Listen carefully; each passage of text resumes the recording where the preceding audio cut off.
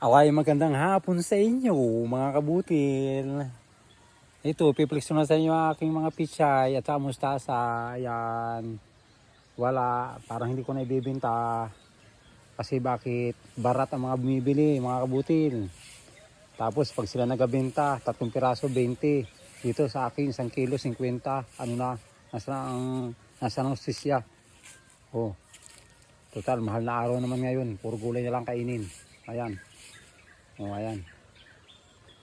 Ang hirap magdilig, ang hirap mag-maintain ng kagandahan. Ang problema, barating kalaang. Mabuti pang gasolina. Kahirap sa buhay ng tao. Taas ng taas.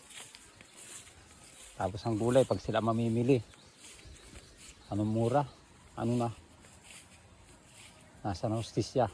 Laging talo ang magsasaka sa mga retailer. Laging talo na. Ayan, nalaya na nga. Oh. Sobrang init.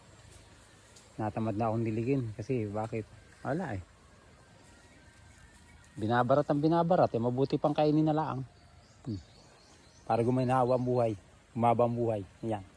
Ganun lang ang buhay. Mga butil. Pag barat ang namimili. Kung sinong bumili. O di na maganda-ganda presyo. O di bigyan. Pero pag ang presyo ay mababa pa sa maunano, ay wag na laang. Bago malalaman mo pag sila nagbenta, anong mahal. Bagay, hindi nga naman sila yayaman kapag hindi sila magtataas ang presyo. Pero, ang iba dyan, Bombay.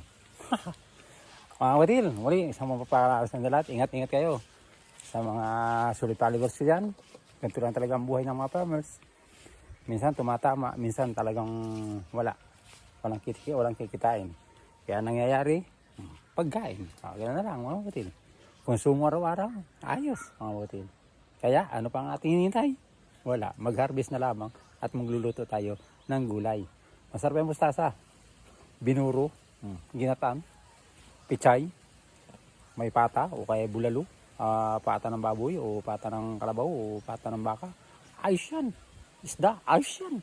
Kaya mga katil. Gabay sa mga katil.